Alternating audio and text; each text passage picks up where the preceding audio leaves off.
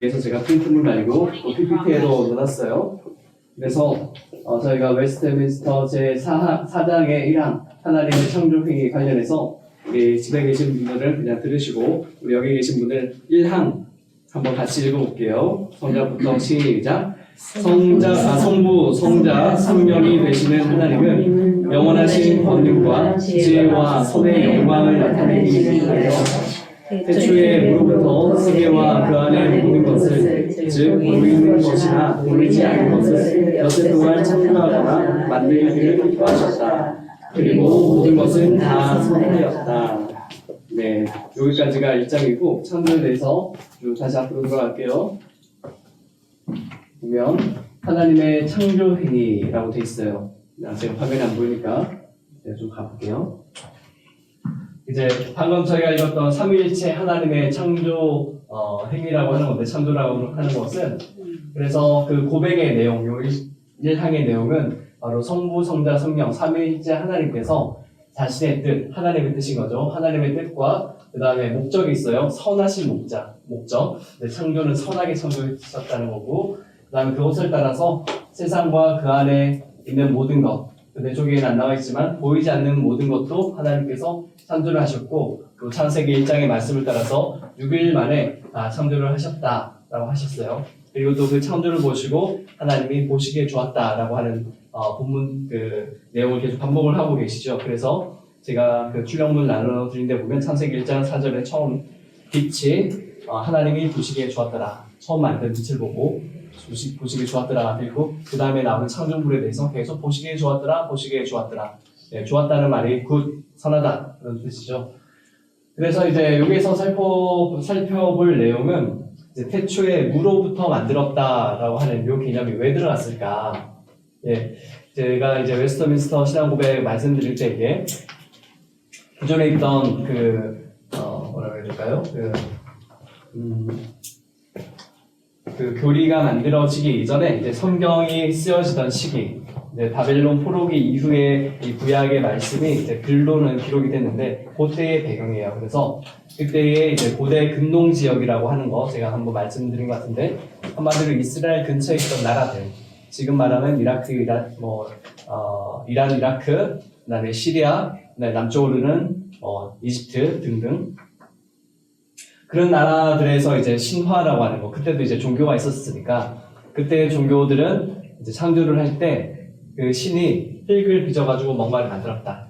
그러니까 근데 창조를 했을 때 이 땅에 뭔가 그 신들이 있었을 때는 뭔가가 그 당시에 뭐 자세한 설명은 없지만 뭔가가 이미 만들어져 있는 거예요. 그래서 그 재료를 가지고 세상을 만들었다. 뭐 그런 내용인데, 또 어떤 신화 같은 경우는 태초에 어떤 신이 있어요. 육신을 가진 존재인데 이 사람이 어쨌든 그 여러 가지 뭐 신화마다 다르지만 이제 아들 신에 의해서 반란을 당해가지고 죽임을 당해요. 그래서 그 몸이 단연히 죽었으니까 육신이 분해가 될 거 아니에요? 그 분해된 것들에서 생명이 나왔다. 그래서 우주를 그어가지고 만들었다. 뭐 이런 고대의 신화 같은 것들이 많이 있어요. 근데 이제 그런 것과 다르게 이 이스라엘의 그 민족, 뭐 백성이라고 부를 수도 있고, 사실은 이제 모세로 대표되는 그런 종교적인 지도자이죠. 그분들을 통해서 이제 하나님께서 우리에게 세상이 창조된 것에 대해서 말씀을 해주시는데, 그런 우상을 섬기는 그런 그 이방 지역이라든지, 아니면 소위 말하는 좀 전에 말씀드렸던 고대 근동 지역의 나라들의 신화와는 달리 참 하나님이라는 분이 계시면 뭔가 있는 곳에서 만드는 것이 아니라 아무것도 없는 곳에서도 만들 수 있는 분이셔 라고 하는 게 이제 창세기 1장의 말씀이에요. 태초에 하나님이 천지를 창조하셨느니라 라고 하는. 근데 이제 여기서 창세기 1장에 보면 무로부터 만드셨다라고 하는 그런 내용 자체는 없어요. 그러니까 무라고 하는 게 없다라고 하는 개념이고, 이거는 이제 나중에 제가 자주 말씀드리는 예수님의 제자들인 초기에 이제 신학자들이 그 당시에 있던 종교들과 비교를 해서 이야기를 하는 거예요. 그래서 대표적인 종교가 그리스에 있던 플라톤 세상, 소크라테스니 뭐 플라톤이니 이름들 많이 들어보셨잖아요. 그래서 그리스 철학자들이 생각할 때는 그때 말씀드렸던 것 같은데 기억이 나시는지 모르겠는데, 이 땅이라고 하는 이 물질이 있는 세계는 조금 열등한 그 세계이고, 물질이 없는 이데아, 영어로는 아이디어 우리가 그렇게 쓰기도 하는데 그 세계가 더 고차원의 세계인데 이거는 영만 있어요. 그래서 육신이 없어요. 그래서 이제 육신이 있는 이 세계가 나오기 위해서는 더 높은 차원의 것이 좀 낮은 차원으로 내려와야지 물질이 생기는 거예요. 그러니까 결국에 세상이 창조라고 하는 것은 고차원의 것이 저차원으로 내려와서 뭔가를 가지고 이제 세상을 창조하게 되는 거죠. 이게 고대 그리스의 사상이에요. 근데 이제 예수님의 제자들의 제자들, 그들도 똑같이 고대 그리스 철학 사상에 영향을 많이 받았잖아요. 그 예를 알 수 있는 게 사도 바울이 아테네로 전도하러 갔을 때 그때 수많은 그런 종교를 숭배하는 신사람들이 있었고 아테네 그 신전 산에 올라가면 그렇게 있어요. 그리고 위에 보면 제일 큰 신전이 있고 주위에 이렇게 둘레길처럼 가다 보면 거기 정말 알 수 없는 신에게라고 하는 제단이 아직도 남아 있어요. 그래서 거기에서 이제 바울이 얘기한 게 너희가 이제 세상을 창조했다는 많은 신들이 있는데 이 신들은 진짜 아니야. 왜냐하면 이 신들은 인간과 비슷한 모습을 가지고 있고 인간과 비슷한 성품을 갖고 있는데 그런데 너희가 생각하는 진짜 창조주라고 하는 존재는 너희가 이름도 모른 채 섬기고 있어 라고 얘기를 하면서 그렇게 이름도 모른 채 섬기고 있는 진짜 창조주가 바로 이스라엘의 역사를 통해서 그리고 이스라엘 역사의 정점에 나타나신 예수님을 통해서 알려주신 하나님을 내가 전하고 있어 라고 얘기를 하면서 그러한 하나님은 너희가 그 고대 그리스인들이 믿고 있는 것처럼 뭔가 물질에서부터 그러니까 그 이데아에서 떨어진 뭔가 이렇게 저급하게 내려온 그 물질을 가지고 세상이나 우주를 만든 존재가 아니라 우리가 믿는 하나님은 봐봐 이게 고대 그리스 철학하는 사람들보다 훨씬 오래전부터 내려오던 구약이라고 하는 성경책이 있어 라고 얘기하면서 그런 구약 성경은 BC 한 6,000년 이상이니까 고대 그리스 역사보다 훨씬 오래됐거든요. 그래서 이 책의 내용을 가지고 전하는데 우리가 믿는 하나님은 아무것도 없는 것에서 태초에 공허하고 혼돈이 없고 이런 말씀 있잖아요. 1장에 보면 하나님의 영은 그런 어둠 위에 가더라 그런 내용이 산색이 있잖아요. 그걸 봐라. 그러니까 아무것도 없는 곳에서 하나님은 빛을 만드시고 그 다음에 땅을 만드시고 우주를 만드시고 이런 얘기를 하는 거예요. 그게 이제 오늘 말한 하나님의 창조 행위에 대해서 무에서의 창조라고 하는 거예요. 그러니까 무에서의 창조를 우리가 믿는데 이게 중요한 이유가 우리가 나중에 또 나오겠지만 창조와 관련해서 요즘에 이제 우리 저희 때도 그랬지만 이제 우리 자녀 손들 지금 중고등학교 다니는 친구들이 학교에 들어가면 이제 처음으로 진화론을 배우기 시작해요. 요즘에는 몇 학년부터 배우는지 모르겠는데 보통 예전에는 이제 중학교 1학년 들어가면 생물 시간에 진화론이니까 사실은 론이라고 하는 건 이럴 수도 있고 저럴 수도 있는 것 중에 하나의 의견이잖아요. 논찬하시오 이렇게 했을 때 내 의견은 이렇고 저 사람 의견은 이렇다 이런 건데 근데 진화론을 마치 과학적인 진리인 것처럼 일단은 교과서에 서술이 돼 있어요. 여러 가지 이론이 있는데 그 중에 하나가 아니고 그래서 이제 어렸을 때는 순진하게 교회에 나와가지고 이제 전도사님이 얘기하는 것부터 태초에 하나님이 선지를 창조하셨어. 그래서 아담과 하와가 있었고 처음에는 빨개 벗고 있었는데 이렇게 사과 따먹고 난 다음에 원래는 이제 선악과인데 사과를 그려줬죠. 어떻게 보면 따먹고 난 다음에 죄를 지어서 인간이 타락해서 이렇게 죄가 있기 때문에 우리를 위해서 예수님이 오셨어. 이런 레파토리가 이렇게 진행이 되거든요. 그게 사실은 성경의 주된 가르침이기도 하고 또 어린 시절에는 그게 또 그대로 믿어지잖아요. 그랬다가 이제 중고등학교로 올라가면서부터 생물학 쪽으로 살펴보니까 하나님 창조하신 게 아닌가 봐. 그냥 뭔가에서부터 우주라는 게 시작이 됐는데 과학자들도 사실 뭐에서 시작됐는지는 모르잖아요. 근데 그 얘기는 안 하고 가능성에 대해서 얘기하는 거예요. 빅뱅이 있었다, 아니면 뭐가 있었다 그렇게 얘기하다가 그 다음에 이제 생명의 기원과 관련해서도 얘기하는 게 죄송해요. 제가 중학교 졸업한 너무 오래돼서 옛날 얘기해서 혹시나 여러분의 자녀들은 다르게 얘기할 수도 있는데 그러니까 대표적으로 요즘에 얘기하는 게 이제 지구라고 하는 곳이 이제 별들을 통해서 이렇게 우주의 먼지들이 만들어져가지고 그 태양이라고 하는 별이 먼저 생기고 별 주변에 행성이라는 게 생기면서 얘네가 식었는데 우주에서 막 우주선 같은 게 떨어지다 보니까 이 지구가 어느 순간 이제 산소도 생기고 물도 생기고 그러면서 그런 여러 가지 혼합물 안에서 정말 수억 년이라고 하는 우리가 알 수 없는 오래된 시간 동안 있다 보니까 어떻게 생명의 토대가 될 만한 뭔가가 생겨나기 시작했고 그것들이 시간이 지나고 하다 보니까 단순한 것에서 복잡한 것으로 변해지다가 그러다가 처음으로 생명이라는 게 만들어졌어. 그리고 생명이 만들어졌으니까 이것도 계속 뭔가 진화가 되다 보니까 결국에는 인간이라는 것도 태어났고, 그러면서 이제 종이라고 하는 것들이 뭐 개, 돼지, 뭐 이런 소 이런 게 이제 종이잖아요. 이런 것이 서로 짝짓기도 하고 또 환경이 다른데도 살다 보니까 다양한 모습으로 이렇게 생물이 다양해졌어. 이런 게 이제 진화론의 이제 큰 레파토리죠. 그러니까 제가 레파토리라고 말을 하는 게 결국에는 이제 과학이라고 하는 그 형식을 가지고 있지만 결국에는 거대 담론, 큰 이야기는 이게 레파토리거든요. 큰 이야기는 제일 처음에 누가 만들었는지를 몰라. 네, 그게 신일 수도 있고 아닐 수도 있는데 어쨌든 뭔가가 태어났고 뭔가 탄생을 냈고 생명의 기원이 되는 게 그것이 점점 지나가야 돼서 지금 우리가 되었어. 이게 과학의 관점이고 그거를 이제 과학자들은 연구를 통해서 이제 밝혀내려고 노력을 하는 거고 이게 이제 진화론이에요. 그래서 지금도 과학자들이 진화론을 전제로 하고 있긴 하지만 이제 증명은 안 되고 있죠. 네, 증명을 하는 거는 사실은 거의 불가능하다고 생각이 되고 인간의 지혜로 과연 언제 증명이 될지 모르겠지만 아무튼 그런 상황이에요. 그런데 이제 너무 길게 얘기를 드렸는데 이제 학교에 가서 애들이 이런 걸 배우다 보니까 창세기에 우리가 교회에서 배울 때는 첫째 날은 뭐가 만들어지고 둘째 날은 뭐가 만들어지고 그래서 자연이라고 하는 게 이렇게 만들어졌다고 하는데 과학 시간들은 다르게 이야기하네라고 해서 두 가지 이야기가 충돌을 해요. 근데 여기까지가 일단 지금의 상황이에요. 그래서 우리가 왜 웨스터민스터 신앙 고백을 통해서 이 창세기의 창조의 이야기를 다시 살펴봐야 되는가에 대한 그런 얘기를 조금 이따 하려고 해요. 그래서 이걸 염두에 두시고 다시 사장의 1항을 보시면 처음에 이제 무의 창조에 대한 이야기가 나왔고요. 그 다음에 하나님이 자유롭게 하나님이 세상을 사실은 창조할 수도 있고 창조 안 할 수도 있는데 하나님이 창조를 하기로 결정하셨어요. 네. 그것이 하나님이 권능과 지혜와 선의 영광을 나타내기 위하여라고 하는 목적을 가지고 창조하시기로 결정하셨어요. 그리고 또 창조라고 하는 것은 좀 전에 말씀드린 것처럼 하나님이 보시기에 좋았다라고 하는 거. 네, 좋은 것은 선이고 이제 영어로는 굿이에요. 그래서 창조는 그렇게 만들어졌다라고 하는 거고요.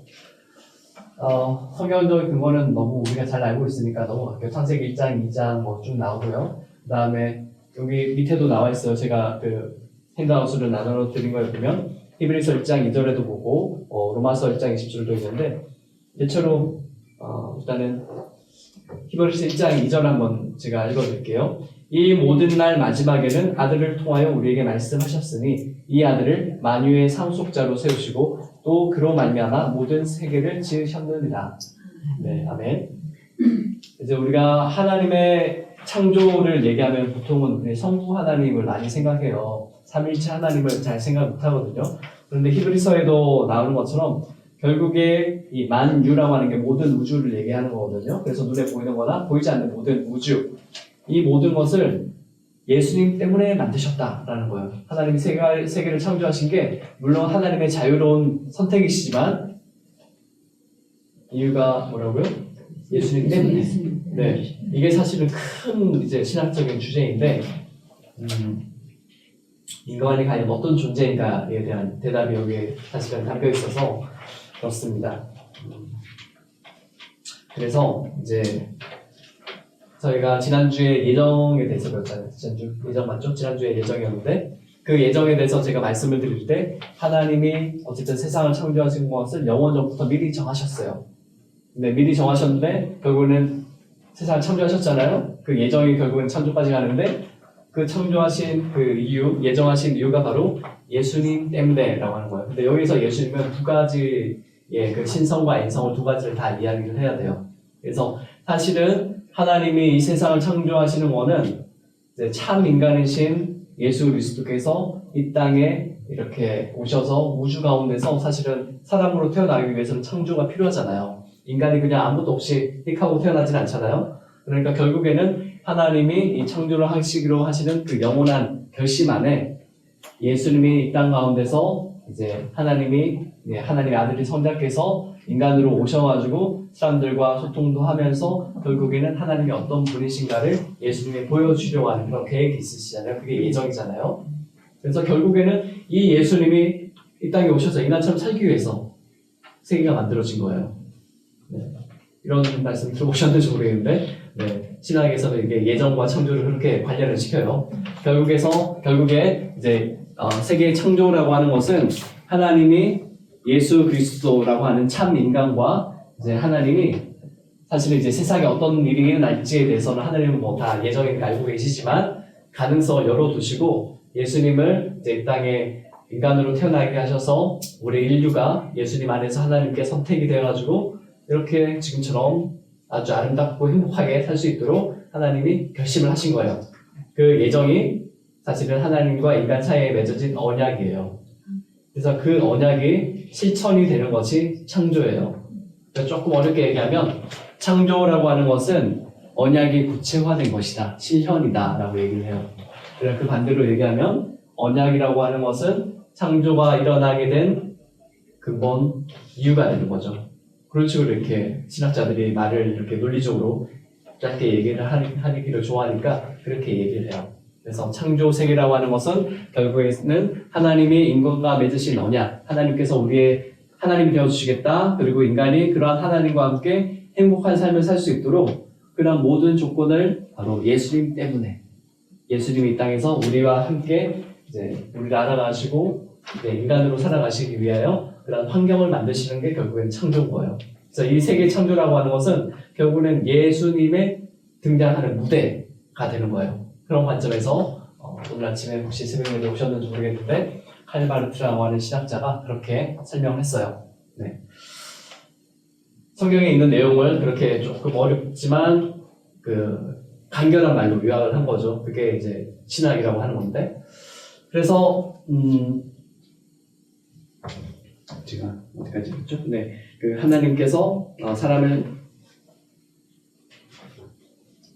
네네. 제가 히브리서 1장 2절 설명하면서 이 얘기를 했군요. 그러니까 만유의 상속자로 세우시고 또 그로 말미암아 죄송합니다. 모든 세계를 지으셨느니라 라고 해서 결국에는 세계 창조의 원인이기도 하지만 이 만유가 결국에는 하나님이 창조하신 이 세계의 주인이 예수님이 되시는 거예요. 네. 예수님이 주인이 되시면 우리도 주인이 되죠. 네. 왜냐하면 우리와 예수님 운명은 같아요. 왜냐?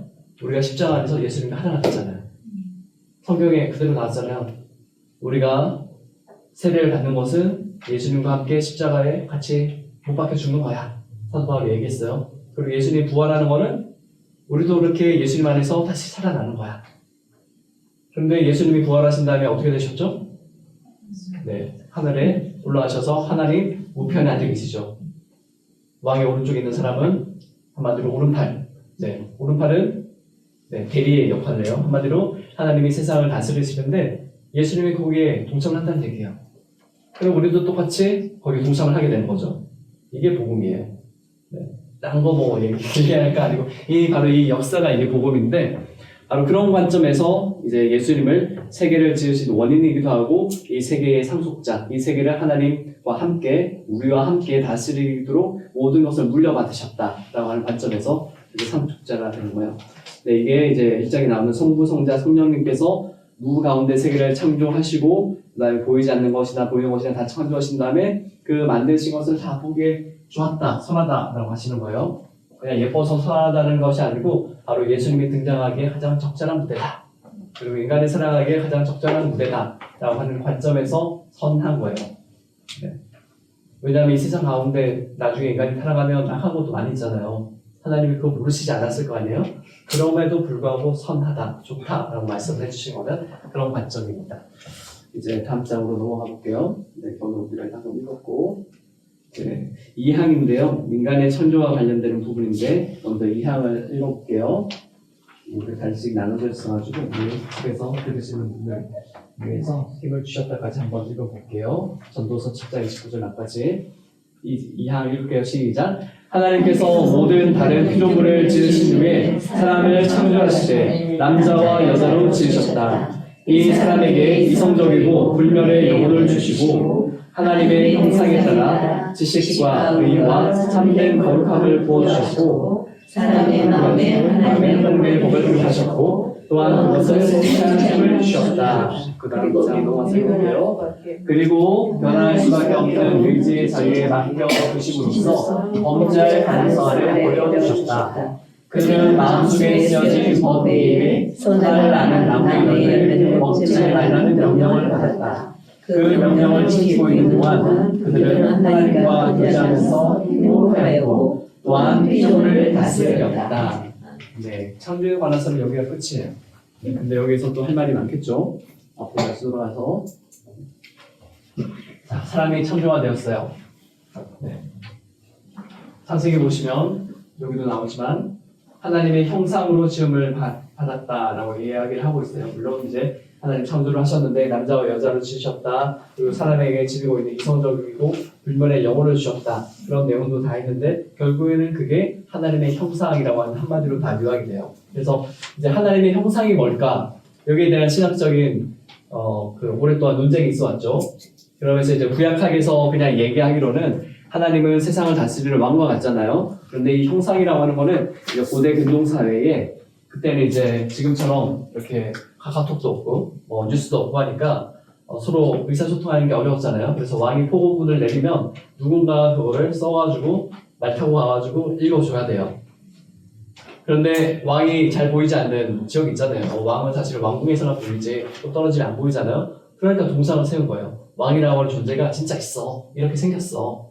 하면서 동상을 세웠고 그게 형상인 거죠. 그러니까 그 형상이 있는 곳에서는 왕의 그런 나라를 다스리는 그런 권한이 유지가 되는 거예요.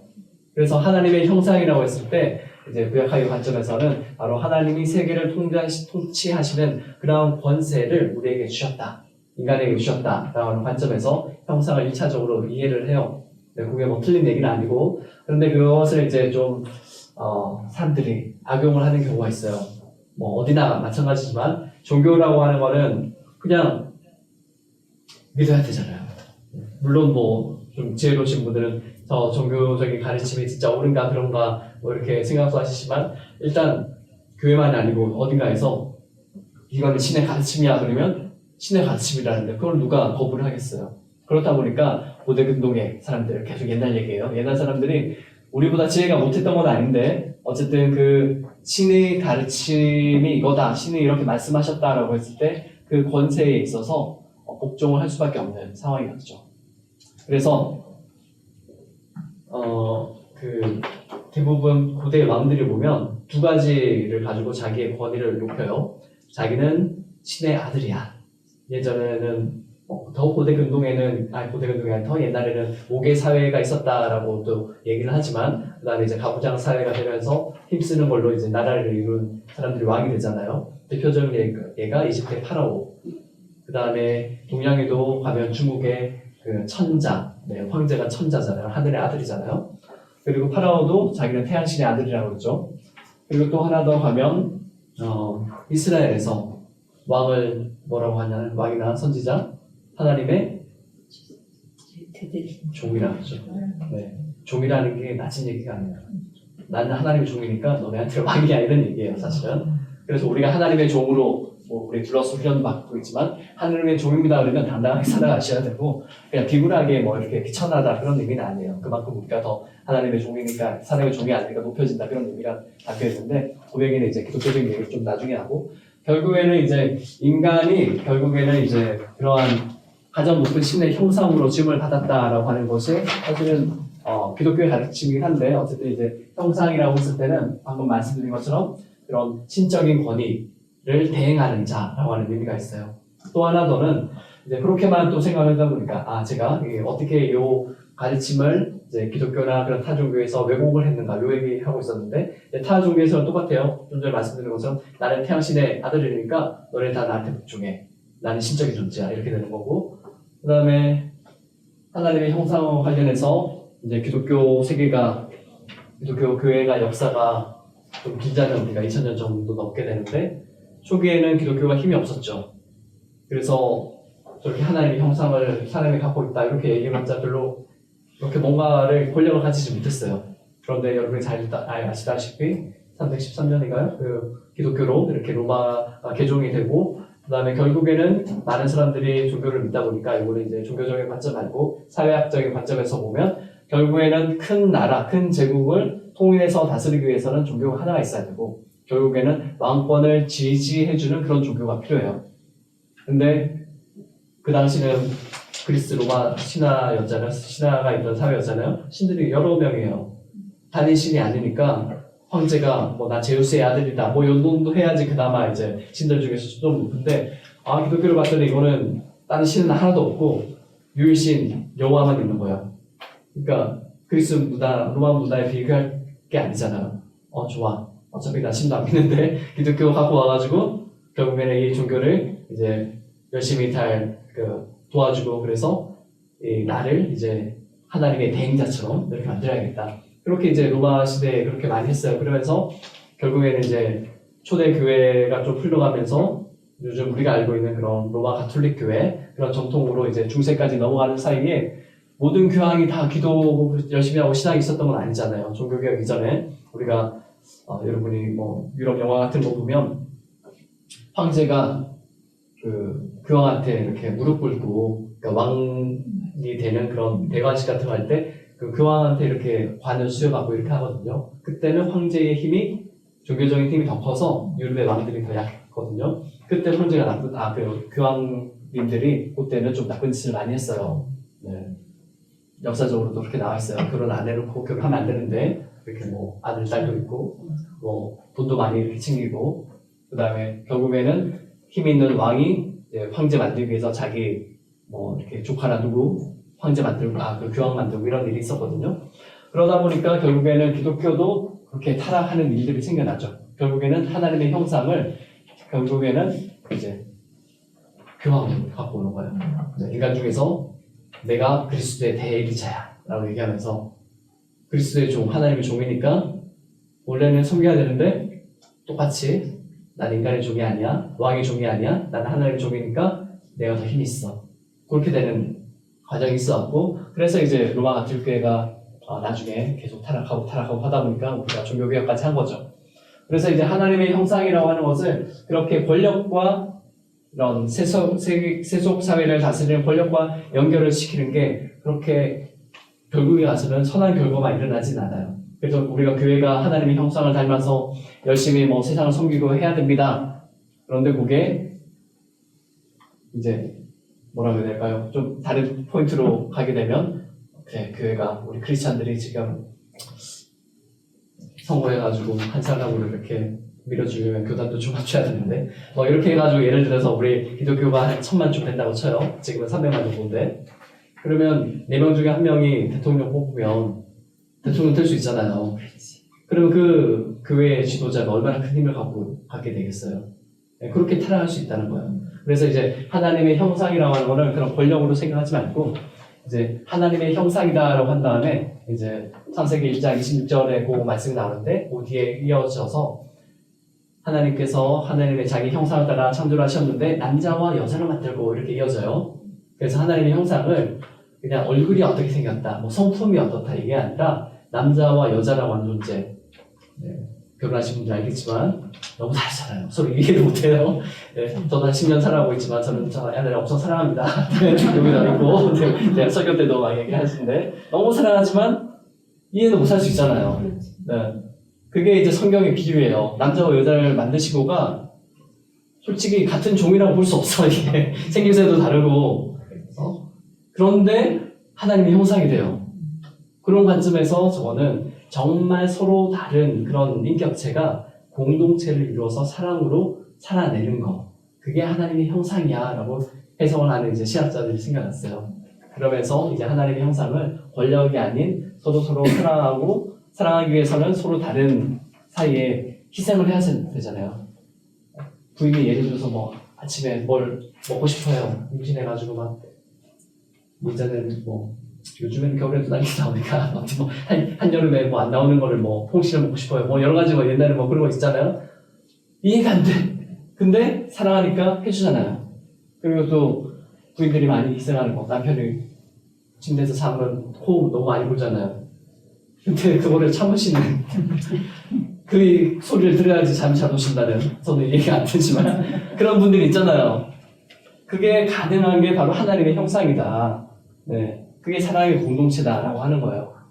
그래서 이제 교회가 이제 하나님의 그 형상대로 또 예수 그리스도를 닮아서 살아간다고 하는 게 그런 그 세상을 다스리는 그 높은 위치가 아니라 바로 저런 관점에서 서로를 돕고 서로 사랑하기 위해서 자기 자신을 희생하는 그것이 하나님의 형상이다라고 하는 걸로 이제 요즘에는 그렇게 해석을 많이 해요. 이런 또 이야기가 있고요. 그 다음에 또 그 우리가 읽었던 2장에서 다루는 것 중에서 사람의 마음에 하나님의 법을 기록하셨고라고 하는 율법의 내면화라고 하는 게 이제 창조될 때부터 도덕적 셈이 있었다 없었다 뭐 이런 얘기인데 이건 이제 가톨릭이랑 저희랑 조금 차이가 나요. 개신교는 전적 타락설을 얘기해요. 그래서 우리는 아담과 하와 시절 이후부터는 인간은 하나님을 알 수 있는 가능성이 제로야. 0%야. 왜냐하면 우리는 모두 다 타락했어. 근데 전적이라고 얘기할 때 이 전적에서 핵심은 이 이성까지, 머리까지 다 타락을 했기 때문에 아무리 인간이 머리를 굴려도 성경을 읽어도 하나님의 은혜가 없으면 하나님을 알 수 없어. 이게 이제 개신교 입장이고 로마 가톨릭의 입장은 그렇게 너무 인간을 그렇게 빡빡하게 보지만 하나님이 세상을 창조하셨는데 그래도 우리가 인간으로서 이렇게 살아가고 생명이 있는 거는 하나님의 은혜를 주셨기 때문이잖아. 그러니까 하나님이 만드신 창조 세계를 열심히 관찰하고 살펴보면 인간의 이런 이성으로도 하나님이 존재하시다는 것은 알 수 있게 되지 않을까? 그렇게 얘기를 해야지 인간이 죄를 지으면 야 너가 양심을 가지고 생활해봐. 하나님이 계신데 네가 양심대로 안 살았으니까 죄 지은 거야. 그래서 너가 죄인이야. 라고 하는 게 이제 가톨릭 입장. 저희는 그것까지 부정을 해요.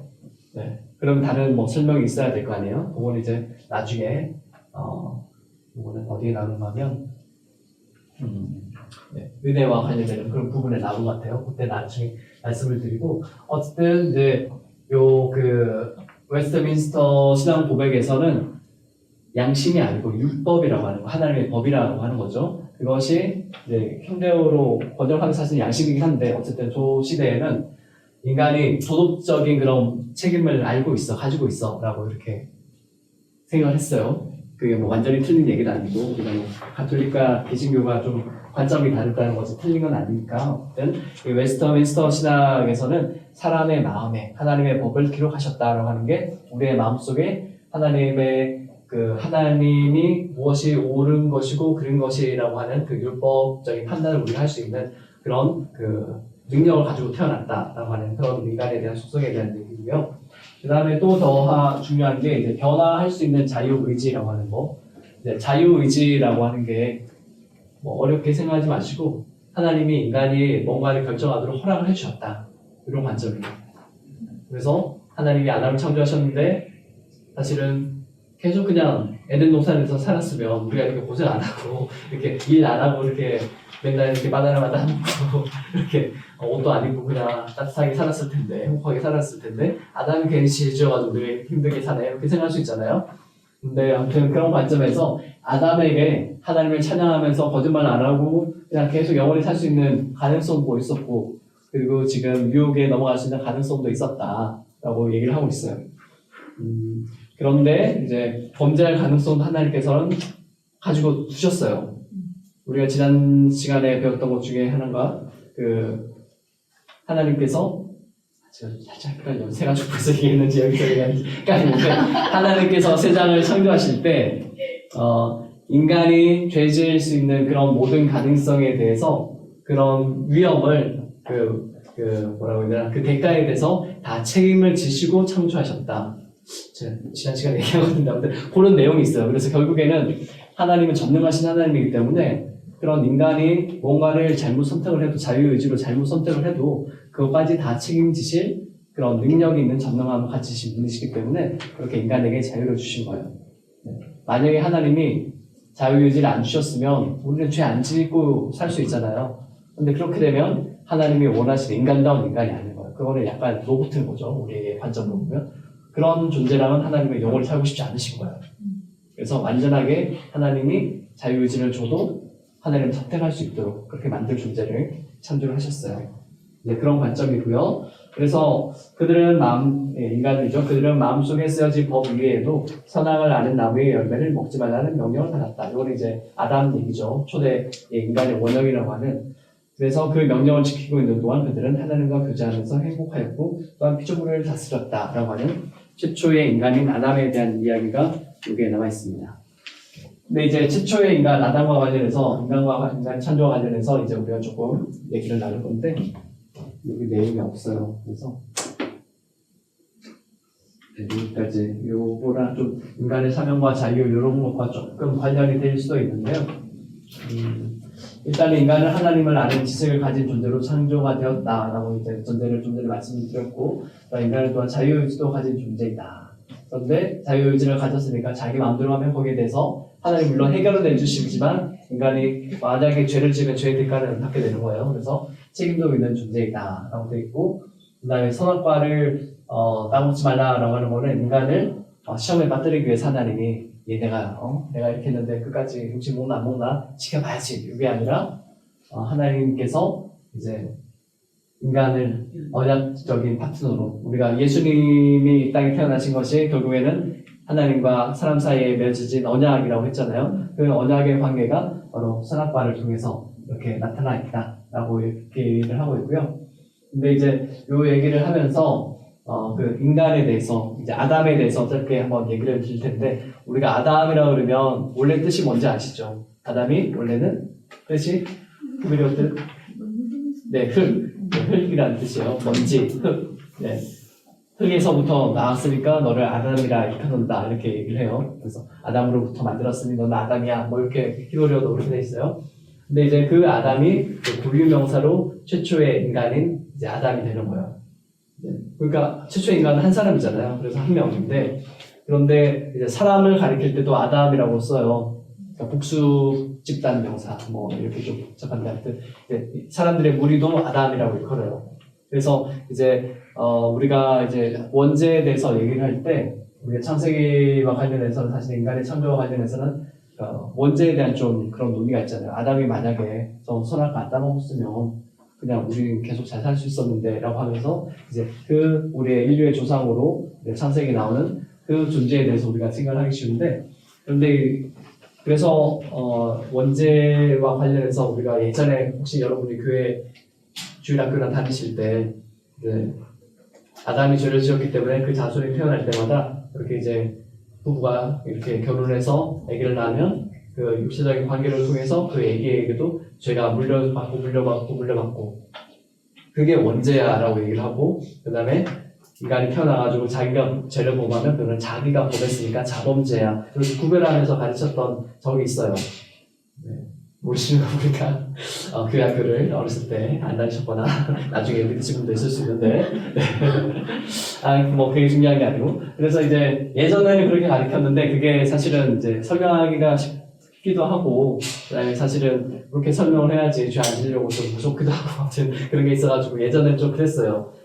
사실은 뭐 신학이라고 하는 것도 흐름이 있어가지고 그렇게 정했는데 근데 그 우리나라에서 그런 신학이 들어왔을 뿐이지 그 당시에도 200년 전에도 그 신학 말고 다른 신학이 있었거든요. 그래서 이제 나중에 우리도 해외 유학도 가고 열심히 외국 사람들이 신학적으로 이렇게 정리해 놓은 거 예수님 시대 이후부터 쭉 이렇게 내려온 거 쭉 보다 보니까 선교사들이 우리나라에 들어왔을 때도 다른 신학도 있었더라. 그래서 이제 다른 신학의 관점은 뭔가 하면 좀 전에 말씀드린 것처럼 아담이 한 사람이 아니라 이제 모든 인류를 대신하는 그런 존재로 생각을 하고 그 다음에 이제 신학으로 넘어오면 우리는 늘 신학의 관점에서 해석을 해야 되잖아요.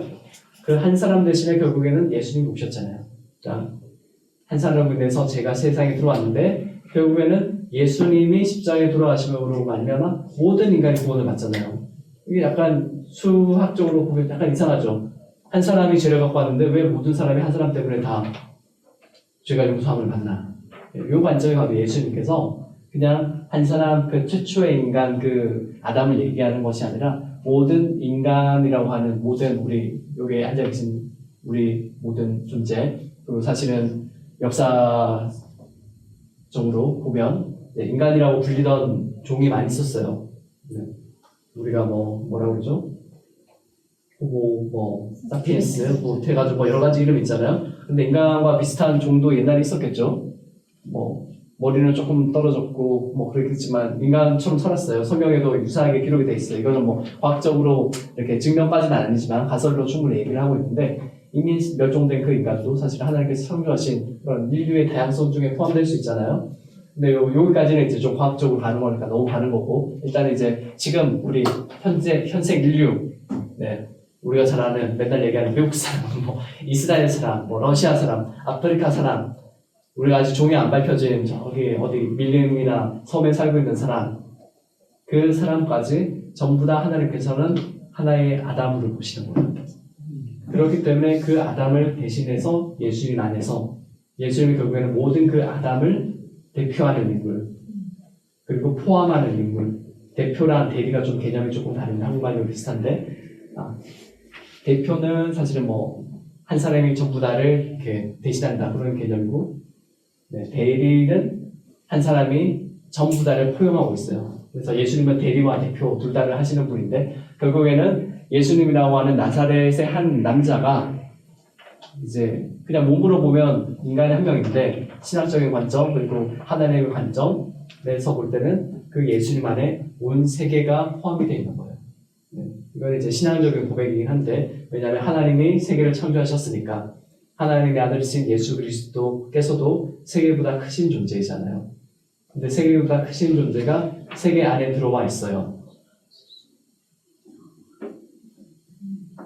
네, 조금 어렵습니다. 이거는 우리가 요한복음에 나오는 아버지께서 예수님 안에, 예수님께서 하나님 안에, 그리고 우리 사람들도 예수 그리스도 안에, 예수님도 우리 안에 계시다라고 하는 요한복음 16장의 그 비유가 단순하게 이렇게 뭐 수사학적인 의미가 아니라 이 창조의 신비에 대해서도 말씀하고 있는 거예요. 그래서 그 한 분 예수 그리스도 안에 온 우주가 들어와 있기 때문에 그 한 분이 십자가에서 달려 죽으심으로 말미암아서 같이 우리도 다 죽었다라고 말씀드렸잖아요.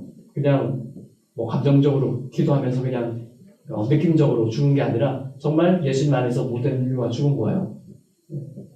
그래서 우리가 구원을 받을 수 있거든요. 그래서 아담이라고 다시 말씀드렸을 때, 다시 이제 창세기 이야기로 들어갔을 때는 이제 아담의 죄와 관련했을 때, 아담이 단순하게 그때 선악과 따먹었어, 그래서 죄가 아니라 모든 인류가 이제 아담이 선악과를 따먹은 거는 이제 하나님의 명령을 어긴 거잖아요. 그래서 모든 인류가 하나님의 명령을 어길 가능성을 가지고 있는 존재로 태어났다는 거예요. 그래서 우리 모두가 태초의 아담처럼 집단적인 전체 아담이기도 하니까 그 아담이라는 의미에서 우리가 원죄를 갖고 있는 거예요. 다시 짧게 말씀드리자면, 인간은 태어나면서부터 자유의지를 갖고 있지만 하나님의 돌보시 없으면 언제나 죄를 범할 수 있는 가능성, 하나님께 반역을 할 가능성을 가진 존재로 태어난다. 그게 우리가 가지고 있는 원죄를 얘기하는 거예요. 그래서 괜히 조상 탓할 필요 없고, 조상 죄 물려받는다고 이런 얘기 할 필요 없고, 그런 거 다 무섭게 하려고 하는 얘기고, 결국에는 우리 자신을 돌아봐야 돼요. 우리가 복음은 어쨌든 전에 들었잖아요. 이제 복음을 전에 들었는데 이 복음대로 살려고 성령 안에서 충만함을 받고 하나님과 합하여서 그렇게 지내려고 노력하느냐, 그렇지 않느냐는 자유의지니까 우리한테 달려있어요. 그런데 그냥 우리한테 안 맡기시고 하나님이 이제 예수님을 통해서 우리에게 알려주신 복음은 바로 성령 하나님을 통해서 예수님이 우리 안에 거하게 되는 그 역사가 일어나는 거예요. 우주가 우리 안에 들어오는 거예요. 한마디로 말씀드리자면 예수님은 우주가 크신 존재니까, 그런 차원에서 예수님이 우리 안에 들어오시면 이제 과거에 내가 죄 지을 가능성이 있던 나 자신이 죽어요. 예수님 안에서 죽었었잖아요. 십자가 안에서. 그래서 예수님과 동행하면 그런 가능성이 없는 존재로 살아갈 수 있게 되는 거죠. 그런데 그게 언제 가능한가면 성령 충만할 때. 네, 성령 충만해야지 예수님께서 우리에게 늘 내주를 하시니까, 그런 관점에서 성경에서 성령 충만하세요 라고 얘기를 하는 거예요. 그냥 성령 충만해서 막 기분이 막 업되고 막 이런 개념이 아니라, 성령을 통해서 성령은 결국에는 예수님이 어떤 분이신지 하나님이 어떤 분이신지 우리로 하여금 깨닫게 해주시는 분이시거든요. 지적으로도 깨닫게 해주시고 우리의 감정적으로도 깨닫게 해주시고, 그래서 성령 충만을 받았을 때 지적인 깨달음 사실 조금 뒤에 오죠. 뭔데 감정적인 깨달음, 머리로 몰라도 성경 말씀 몰라도 그냥 믿어져요. 그냥 내가 착한 일 하고 싶어요. 하나님 섬기고 살고 싶어요. 옆에 있는 사람이 정말 예전에는 미웠는데 예수님의 십자가를 생각하니까 이 정도는 내가 사랑할 수 있지, 이 정도는 이겨낼 수 있지 라는 마음이 드는 거죠. 그게 성령님께서 이미 역사를 하고 계시는 거고, 그걸 이제 성경책을 읽으면서 나중에 공부해보니까 지적으로 예수님께서 우리의 모델 인류를 위해서 예정된 존재로 하나님께서 약속하신 존재구나. 이런 걸 이제 나중에 깨닫는 거예요. 이걸 머리에 써야 되는 거니까. 그런 관점에서 이제 아담의 원죄에 대해서 말씀을 드렸고요. 그다음에 이제 사실은 오늘 웨스트민스터 신앙 고백은 다 끝났고 이제 진화와 창조의 논쟁에 있어서 우리가 뭘 살펴봐야 됩니까? 우리 이제 엄마들이 애기들이 이제 학교 갔다 와서 학교에서 창조는 아닌데 진화됐대라고 얘기를 하면 여기에서 나오는 1번 요거를 얘기해 주세요. 창조를 과학의 범주에서 논쟁하려는 시도는 범주적 오류를 범하는 거야. 이런 얘기인데 한마디로 이제 신앙을 과학과 헷갈린다라는 얘기예요. 이제 범주적 오류라고 하는 게 뭔가 하면 어떤 개념이나 사물에 대해서 그것에 맞지 않는 범주 안에서 질문을 하거나 논의하는 실수 이렇게 어렵게 얘기하는데 예를 들으면 쉬워요. 파란색은 무슨 맛인가요? 시적으로 표현할 수 있어요. 근데 파란색은 시각이죠. 색깔인데 맛은 미각이에요. 서로 감각의 범주가 다르죠. 이게 범주가라는 게 이제 영어로 카테고리 이렇게 설명하는 게 더 쉬울 수 있는데 신학이라고 하는 카테고리가 갖고 있는 시스템이랑 과학이 갖고 있는 생각의 시스템이 달라요. 그래서 과학의 질문을 가지고 신학에게 던지면 그건 틀린 질문이에요. 질문이 멍청한 거예요. 그래서 아이들이 그렇게 질문하는 것은 너는 이제 학교에서 물론 학교에서 선생님들이 잘못 가르쳐서도 그럴 수도 있고 교회에서 창조론에 대해서 잘못 가르쳐질 수도 있는데 결국에 이제 이렇게 그 논쟁이 되고 있는 이유는 뭔가 하면 이제 우리 기독교가 이제 성경을 중심으로 모든 걸 해석하려고 중세 때 열심히 노력을 했잖아요. 그래서 우리가 예화를 잘 들고 있는 누구입니까? 지구는 돈다. 네. 갑자기 생각은 갈릴레오. 네, 갈릴레오의 그 이야기.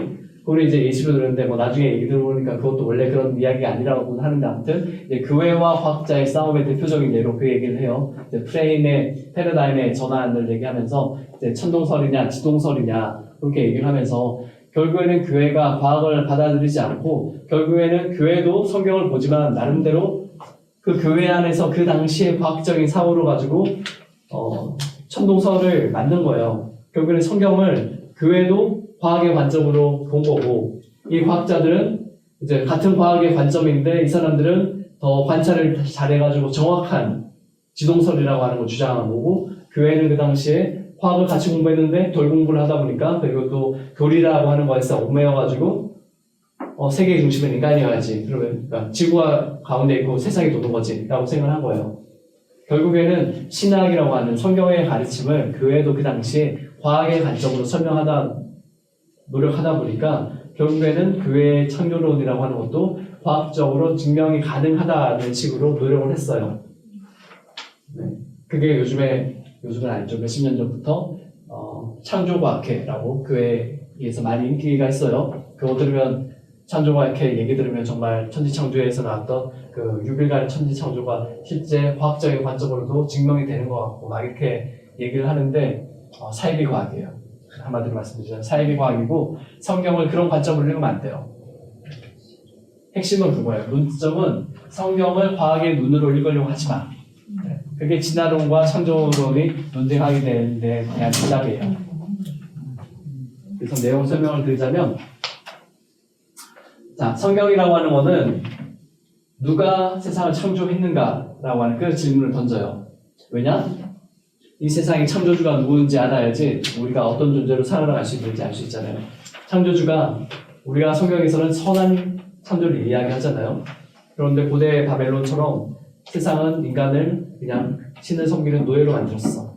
그러니까 그 당시에 왕인 신의 아들인 나를 인류도 나를 섬겨야 돼 라고 하는 그런 관점에서 신을 보게 되면 안 되잖아요. 그래서 성경은 그렇지 않아. 하나님은 선하신 분이고 인간을 사랑하시는 분이야. 그런 질문을 하기 위해서 태초에 하나님이 천지를 창조하셨다 라고 주장하는데 과학은 도대체 생명이 어떻게 생겨났을까?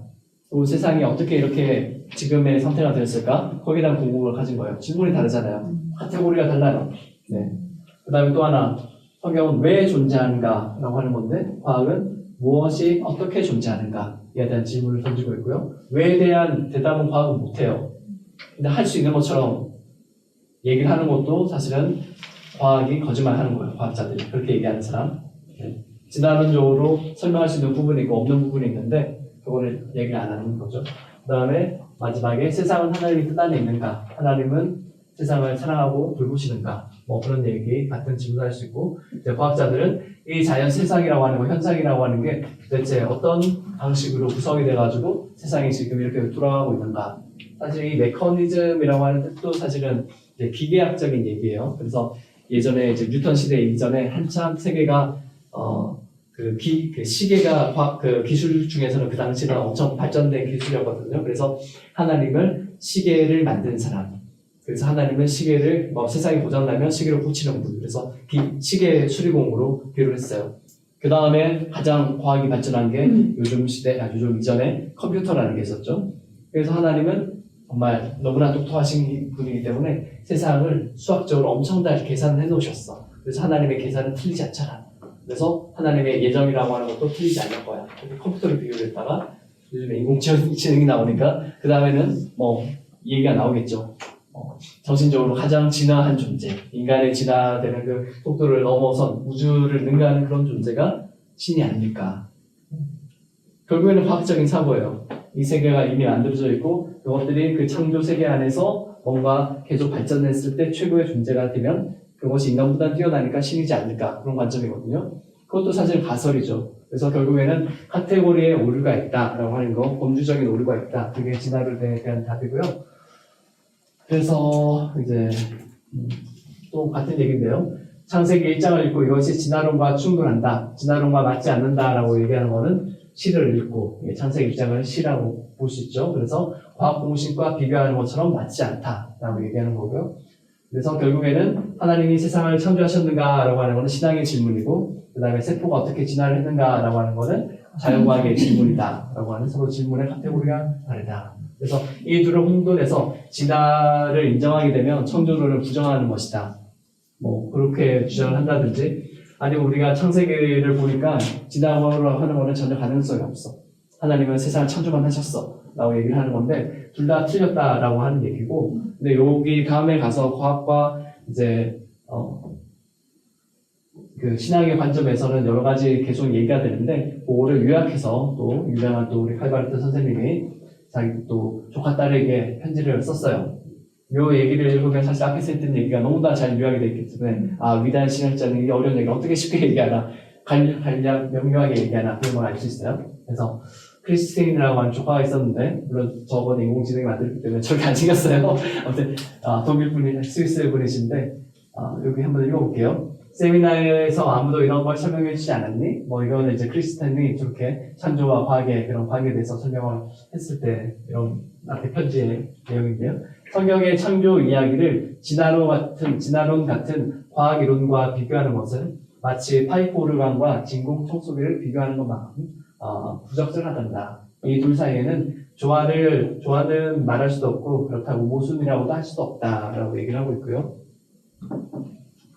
그래서 성경의 창조 이야기는 하나님과 구별된 모든 현실이 어떻게 시작되었는가에 대한 증언이란다 라고 얘기를 하고 있고요. 그것은 훗날 하나님께서 이스라엘 백성과 맺으신 말씀과 행동들을 배경으로 자연스럽게 서사, 이야기라는 거죠. 혹은 시적인 형태로 전해진 것이지.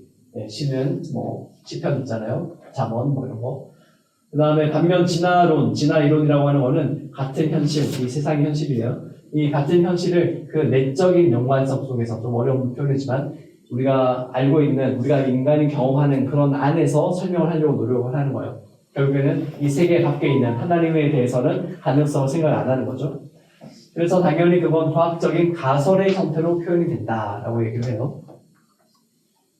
그래서 창조 이야기라고 하는 것은 모든 것이 어떻게 시작되었는가에만 관심이 있고 따라서 그것은 하나님의 계시에 대한 증언이다라고 얘기를 하고 있어요. 그래서 이 계시는 과학이라는 영역으로는 접근할 수 없는 것이란다라고 얘기를 하고 있고요. 반면에 진화론은 이미 존재하게 된 세계를 관찰하고 연구하여 그에 대한 인간의 해석을 시도하는 것이지. 설명을 하려고 한다는 거예요. 과학은 이미 있는 거 가지고. 그러니까 창조 이야기와 진화론을 두고 둘 중 하나를 선택해야 한다는 식의 태도는 하나님의 계시에 대한 신앙이든지 혹은 그 반대로 과학적인 이해를 추구하려는 이성 또는 그런 기회 둘 중에서 한쪽만 선택하고 다른 입장에 대해서는 완전히 귀를 닫아 놓는 사람들이 저렇게 둘 중 하나만 옳다라고 주장한다는 거예요. 결국에는 자기는 그냥 창조론만 주장해. 과학의 이야기 듣고 싶지도 않아. 그런 사람이 그래 창조론과 진화론이 있는데 둘 중에서 뭐 하나만 옳아라고 주장을 할 수 있다는 얘기예요. 그럼 반대편 얘기도 마찬가지죠. 과학자들도 그냥 종교의 얘기를 듣고 싶지 않아요. 왜냐하면 가능성 자체를 열어놓지 않으니까 둘 다 틀렸다라고 하는 얘기예요. 그러니 그 교사에게 이렇게 말해주면 서로 다른 범주는 구분이 되어야 하고 신앙과 과학 중 어느 한쪽만 닫아버려서는 안 됩니다. 이렇게 얘기를 해주래요. 그러니까 이게 무슨 말인가 좀 전에 나왔던 범주에 우리 얘기했죠. 과학이라고 하는 범주와 그 다음에 신앙이라고 하는 범주는 범주가 서로 달라. 그걸 서로 이렇게 논쟁이 있다든지 서로 하나를 상대를 배척한다든지 이렇지가 않다. 그렇기 때문에 신앙과 과학이라고 하는 것을 한쪽에만 그렇게 자기가 이렇게 못 받는다는 표현이 나머지 입장을 그냥 배제해버린다 그런 표현이거든요. 그렇게 하면 안 돼라고 하는 거예요. 그래서 결론은 창조신앙이라고 하는 본질은 결국에는 창조신앙은 과학과 대립하는 것이 아니라 과학이 다루지 않는 차원에서 우리의 신앙의 차원에서 우주와 생명을 바라보는 그런 신학적인 그런 창이다. 보는 관점이다라고 하는 거고요. 그래서 창조의 현재성이라고 하는 것은 창조는 단지 과거의 몇 천 년 전에 그냥 한번 일어나고 끝이 아니라 우리가 다음 시간에 배우겠지만 섭리라는 걸 배워요. 그래서 오늘을 살아가는 우리의 존재 방식과도 관계가 되어 있다.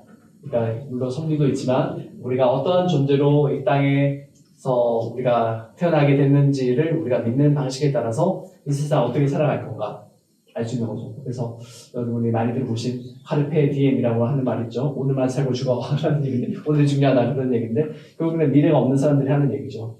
그런데 우리는 어떻게 태어난 존재인지 아니까 어떻게 살아야 갈 것인지에 대해서 우리가 영혼을 이렇게 소망하면서 살아갈 수 있는 거죠. 결국에는 창조 신앙이 중요하다라고 하는 거고 그 다음에 교회의 역할은 교회는 이 창조의 의미를 오늘의 삶과 과학과 자연, 윤리와 함께 성찰해야 된다. 그게 좀 전에 말씀드렸던 고대 로마가 아니죠. 로마 가톨릭 시대와 또 그 갈릴레오 사이에 과학과 그 신앙의 대립이 있을 때 교회가 사실은 자기도 과학하고 있으면서 신앙이라고 주장하는 거 이러면 안 된다는 거예요. 교회는 제대로 신앙만 하고 과학적인 입장에 대해서는 열려 있어야 된다. 그리고 그거에 대해서 결과가 나오는 것을 보고 우리가 신앙적으로 하나님을 창조주라고 하는 것이 진화론에서 말하는 것이 틀리지 않거든요. 그래서 완전히 배제시킬 수 없는 거기 때문에 하나님은 창조하시는데 그럼 진화론이 부분적으로 발견한 진리는 어떻게 우리가 이해해야 될까를 이제 하나님의 창조 안에서 발견을 하는 거죠.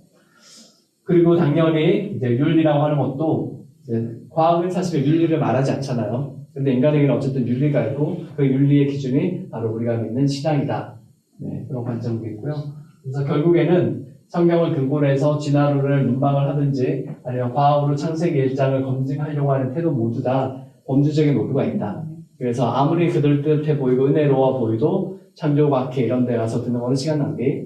오히려 더 성경 자체가 오늘 우리에게 무슨 말씀을 해주려고 창세기를 만드셨을까? 적게 하셨을까? 그거를 살펴보면서 좀 전에 말씀드렸던 것 중에 하나님의 형상, 어떤 권력이 아니라 서로 사랑하는 관계에 대한 이야기, 그리고 하나님이 세상을 창조하셨을 때 예수님 때문에 그리고 예수님이 또 모든 창조 세계를 물려받도록 만드셨다라고 하는 하나님의 언약 그런 예정 때문에 이 세상이 존재하는 것이다 라고 생각하면 당연히 이 세상의 끝은 파멸이 아니고 천국이겠죠. 그러니까 오늘날 사실은 생태도 많이 파괴가 되고 있고 환경오염도 심해지지만 미래를 그렇게 암울하게만 보실 필요는 없는 게 우리가 이러한 현실을 놓고 교회와 함께 기도하고 또 자연 생태도 또 다시 회복시키도록 노력을 하고 그런 게 사실 교회 안에서도 논의가 되고 그 다음에 운동으로 일어나고 그 다음에 사회에 영향을 끼쳐야 되는 거죠. 그런 관점에서 창조론을 제대로 이해하면 교회가 할 일이 생겨요. 그게 우리 교회가 하려고 하는 사명지향적 교회 중에서 그 사명을 우리가 사람마다 사명 받는 게 다르니까 어떤 분은 그런 생태와 관련된 쪽으로 사명을 받을 수 있고 또 우리 권사님 중에 권사님 그랬나? 재활용품 안 쓰시고 늘 이렇게 보자기 들고 다니시고 그런 분들 계시더라고요. 다른 권사님 조금 실명통은 그러니까 아무튼 모 권사님 계세요. 그런 분들도 사실은 신앙을 실천하는 거거든요. 그게 그래서 그런 관점에서 오늘 창조론을 공부하는 것에 의의가 있겠다. 이렇게 두시면 좋겠습니다. 혹시 오늘 강의한 건 아니면 평소에 창조론 아니면 인간의 창조에 대해서 뭐 질문하실 분들 있으시면 질문 주시고요. 카톡에 남겨주시면 제가 또 대답을 드리도록 하겠습니다. 정면 봤는데 지금 한 9분 정도 들어오셨나요? 네, 줌으로 그 정도 들어오신 것 같은데 긴 시간 들어주셔서 감사하고요. 좀 어렵게 들리신 부분들이 있을지도 모르겠는데요. 한 번 더 이렇게 강의 들어보시고요. 그 다음에 또 질문을 해주세요. 카톡으로 남겨주시든지 저를 만나서 질문을 해주시면 좋겠습니다. 질문 올리신 분 안 계시죠? 네, 그러면 기도하고 마무리할게요. 오늘도 이렇게 같이 해주셔서 감사드립니다. 하나님께서 또 끝내주셔서 또 여러분에게 오늘 들은 말씀 계속 깨닫게 해주시기 바랍니다. 함께 기도드리겠습니다. 사랑과 은혜 하나님 감사드립니다. 오늘 창조에 대해서 또 인간의 창조에 대해서 또 웨스트민스터 신앙 고백을 통해서 또한 이런저런 많은 이야기 다뤘습니다.